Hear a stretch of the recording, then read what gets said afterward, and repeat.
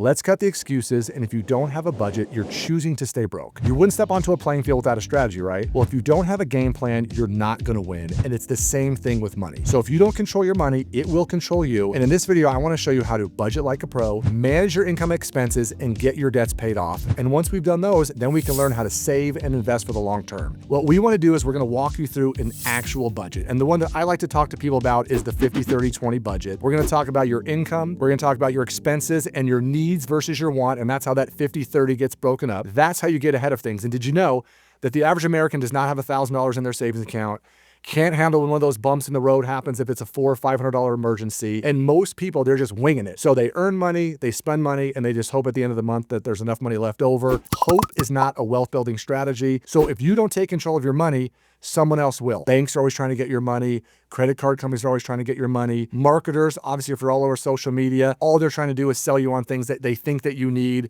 that aren't necessarily fitting into your budget or your lifestyle. So we're now going to sit here. We're going to walk through the details. That first month or two even, the best way to do it is on an old school pad of paper so that you can start feeling that money coming in, feeling that money going out, and making sure you're writing it down every day, all the time. We're going to start with your income first.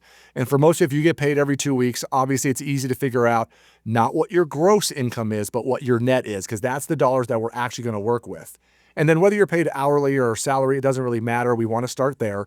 But if you're getting bonuses, commissions, tax return checks, or something that might come, let's say it's your birthday and your family sends you money, whatever the case may be, any sorts of passive income, wherever you have income coming in, we want to make sure that we're adding it to our budget each month. Now, of course, you have a set amount of income you're going to make, and some of these other things might be different on a month-to-month basis. From there, we're going to start the little bit more difficult part, and we talk about the 50-30 for your wants and your needs. And if you're spending a little more than 50% on your needs portion of your budget, then it just means that your wants part is going to be a whole lot less. And so, of course, looking at this, the first thing is going to be housing.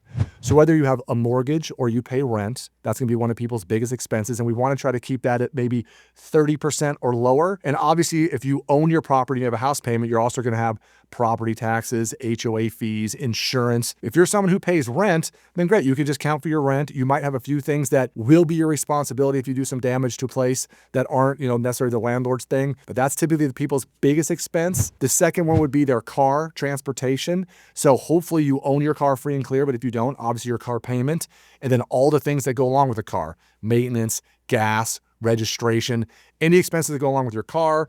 You're going to have groceries because you got to eat, and you're going to have things like healthcare, insurance, daycare expenses, whatever it might be. But these are all the sections in your needs. And again, if you pull up the sample from our Excel spreadsheet, it'll give you details of what all those are. Then the want section, which is your 30% that you have ideally left over, which is going to be more for your fun stuff. So if you're trying to eat out or buy coffee out or go to a bar, any kind of entertainment options, subscriptions, gym memberships, all the things that you technically could live without. You wouldn't necessarily need these things, but they are all things that are in your budget. And so they're not essentials. But for many people, you have to have them for your peace of mind, for your brain power, whatever it might be. So we want to start there. We need to make a list of your debts. If you have a mortgage, that one's going to be a little bit separate, set to the side, but anything else. So whether it's a car loan, credit card bills, personal loans. Once we make that list of the debts, we want the loan balances, we want the interest rates, and we want the monthly payments. So things like a car loan, obviously you have a payment every month that's the same. If you have a credit card, depending on what the balances are, that minimum payment could change, and that interest rate could definitely change if it's revolving credit. So we want to have a list of all these things so that we can look at this budget and start to figure out what our next steps are and where we currently are, so that we can then start to figure out, hopefully, you're making more money than you're spending. And if you're not, then we have to start looking at these, especially the want section of our budget, to start ruthlessly cutting out things that we don't need. So whether it is subscriptions, eating out, shopping at the wrong grocery store, figuring out, hey, my car is costing me way too much money, I got to get a different car, and go from there. This is not meant to be some sort of mean exercise, because if you are spending more than you're making, it just means we're never going to get ahead financially if we don't figure that part of it out. If you need help trying to get your budget organized, go ahead and hit this link right here. It gives you a sample Excel spreadsheet on what I use to get my budget in place. One of the biggest problems and why people blow out their budgets, and one of the biggest issues we have is it is too easy to spend money without actually feeling it or knowing what is going on, because everything is set up on auto pay and everything is set up on credit card payments and debits. So you never actually see your deposit from your company because you get direct deposit. So you never feel the money going in. You have everything set up on auto pay, so you have all the money going out. And I really do feel like in a perfect world, and I realize it's not overly realistic to ask you to do this, is if you were doing it old school and your money was coming in and your bills were going out and they're actually coming to you in the mail and you were writing checks and having to feel spending that money going in and out, I think you'd have a much better idea of where the leaks are in your financial process and in your budget and why potentially you're not winning at the money game right now. The reason I talk about this is for most people, it's not really your fault.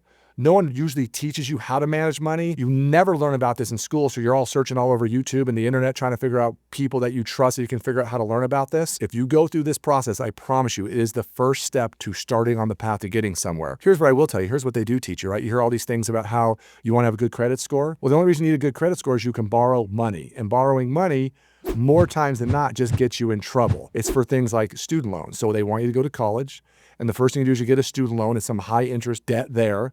While you're in college, it's funny how when I was in college, you get a credit card offer nonstop. You don't even have a job yet, and they want to offer you credit cards at high interest rates, so you'll get in a bunch of debt there. And then the second you graduate and you go get a job, then the first thing they want you to do is go buy a fancy car and get a car loan. And those are the three things, student loans, credit cards, car loans, that are usually the biggest problem in somebody's budget that screw them up. Having all these bad debts is absolutely not how you want to manage your money. It's not how you're going to grow your wealth. And here's the good news. Even if you're feeling behind, even if you're feeling older than you are, financially, you should be in a better place. It's never too late to take control. Here's the challenge I want to have you take today. And what I want you to do right now is get out your pad of paper and track your spending for the next 30 days. No excuses. Let's just start tracking it so we can start making this process work right now. Decide on a budget. You don't have to do the 50-30-20 budget. There are other budgets in place, but really at the end of the day, this is the simplest, easy way to get started, and just commit to doing it for 1 month. 30 days, just start writing it down, have a pad, a little book with you, and every time you spend money, just start paying attention and you'll really start to feel where these leaks are in your system. If you do this, I guarantee you're going to feel more in control.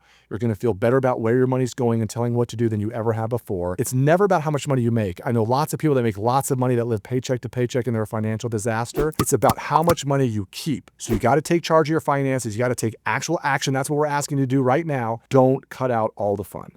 I don't want this to feel like a punishment. I don't want it to feel so restrictive that you can't do it. But if you're in a tough spot, the more restrictive you make it at first, the sooner you can get out of that situation and the sooner then you can start being able to have a little more fun. So remember, this isn't just about money and only money, but it is amazing when you get your financial house in order, how that bleeds into all the other parts of your life. As someone who's been a longtime real estate agent, just know I help way too many people over the years buy and sell real estate because they were getting divorced. And one of the 3 major reasons people get divorced is money and finance. Make it fun, try your best, and reach out if you have any questions.